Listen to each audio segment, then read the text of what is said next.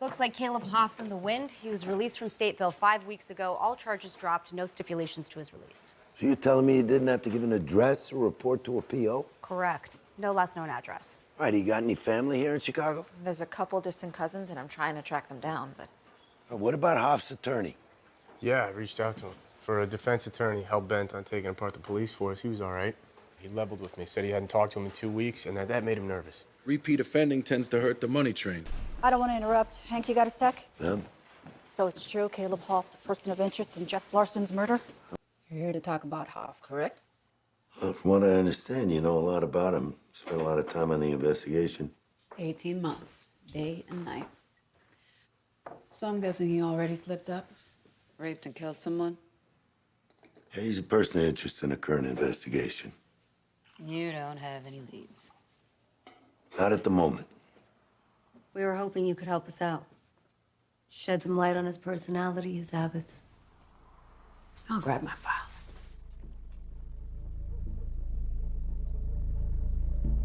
Mom died when he was 5. His violent, abusive father skipped town when he was 7. Hoff entered the foster care system. He did not play well with others. Hoff was violent and abusive, just like Dad. At 15, he was busted on 2 charges, ag assault and carjacking. The driver was a 16-year-old girl. Fast forward a few years, Hoff got picked up for the rape of a college student named Nina Capel. Hoff offered her a ride, attacked her in his car. Nina managed to get away, but Nina got scared, refused to rape Kit, refused to testify. Hoff used a condom. There was no physical evidence, so the jury acquitted him. He started to feel untouchable, wanted more. Rape wasn't a good enough eye, so he started killing. First murder was Denise Bush. Meredith got into a yellow cab late one night outside of McCormick Place. Witnesses describe Hoff as the driver. Meredith was never seen again. No body, no crime. This Victoria Lee, this is the one you nailed him on, right? Yeah, we got a lead on a flop house he was staying at in Lawndale. Martinez suspected he was bunking here, but had no real proof.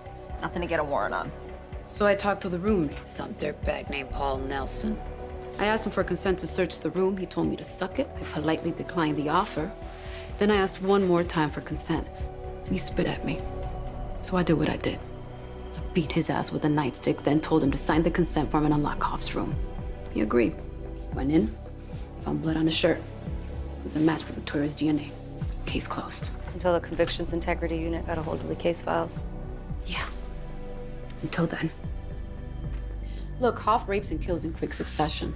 So I'm just guessing he's getting started here. If I were you, I'd keep my eyes and ears open for any missing persons, female, affluent, 20s and 30s, north side, east of Clybourne. That's where he likes to hunt. Appreciate your help, please. Anytime.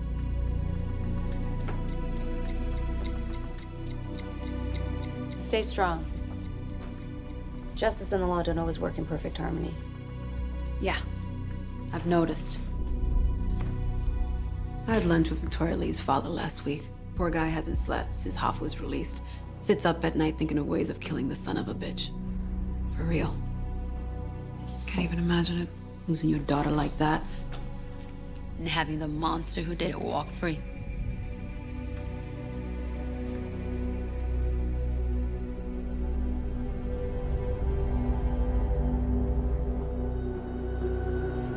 Got a necklace here. Yeah, it's definitely hers.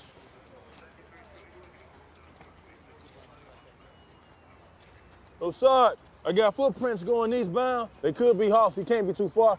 Grab Kim, chase it. Virgin! Keep at it.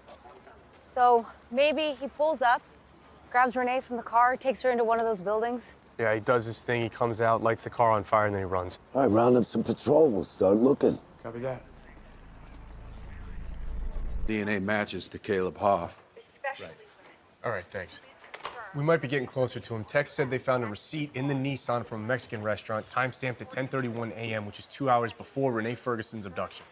So this guy slams back a breakfast burrito and goes on the hunt for young women. Cold-blooded, man. All right, so let's pull video from that restaurant right now. Every hour that passes, another life is in danger.